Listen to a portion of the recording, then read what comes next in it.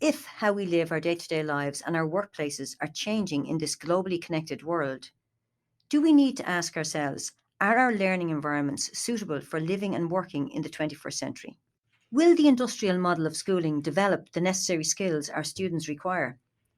Many claim that in order to meet the challenges of a complex, connected world, 21st century learning environments should be predominantly inquiry based, where students and teachers make decisions about how they and others will spend their time in class.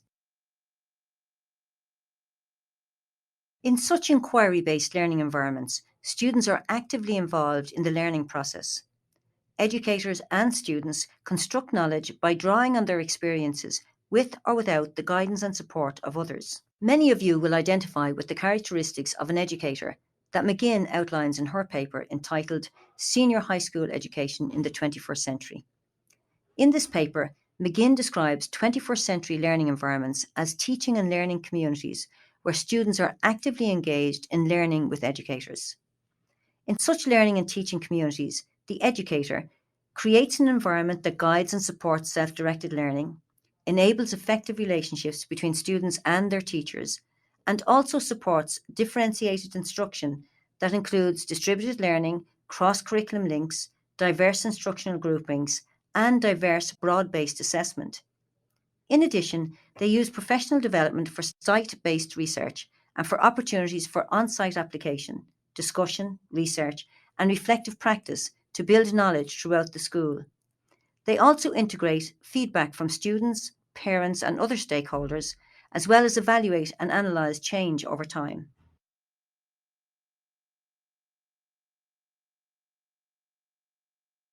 So, to sum up, 21st century learning environments are predominantly learner centred, with educators being attentive to students' knowledge, skills, attitudes, and beliefs. Students are encouraged to ask questions and engage in social discourse, and find out their own answers, as well as asking and constructing their own questions. In such settings, the educator's role changes to that of co-constructor of knowledge rather than transmitter of content. The role of educators changes in this new paradigm. They are no longer viewed as a fountain of knowledge, breaking knowledge up into bite-sized chunks and transmitting it to their students. Their new role is more demanding and more complex.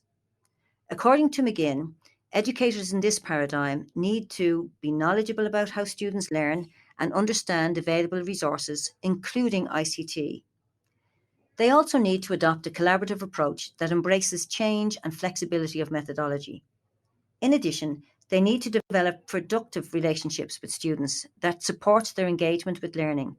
And finally, they need to practice differentiated instruction that encompasses distributed learning, diverse evaluation, and diverse groupings.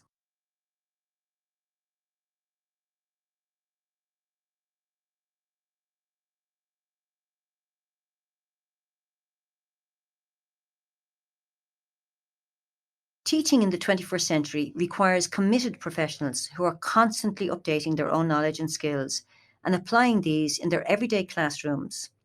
The notion of the educator as a learner is at the heart of learning in the 21st century. They are, in essence, learning professionals. We need to acknowledge that change is constant, whether it is the introduction of new technologies, new learning theories, or assessment techniques.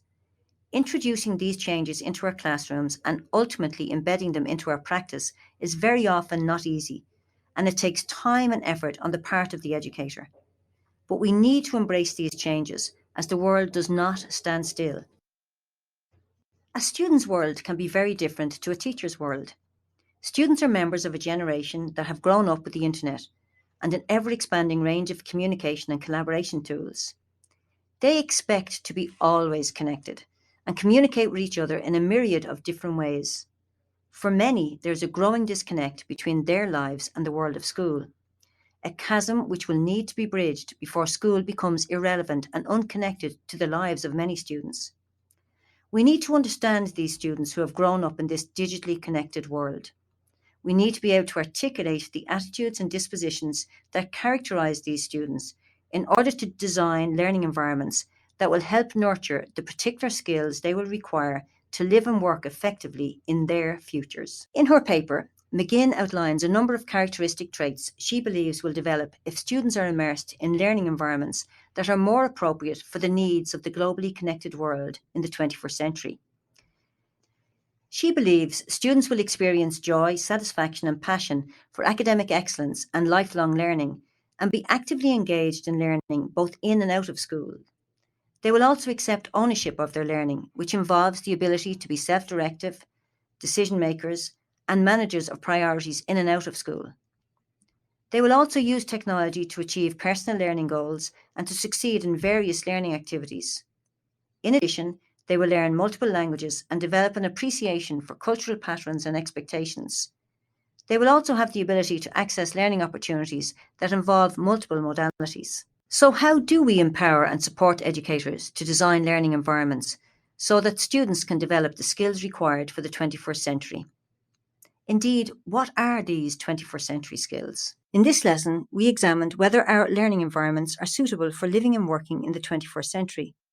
In the next lesson, we will examine these 21st century skills in more detail.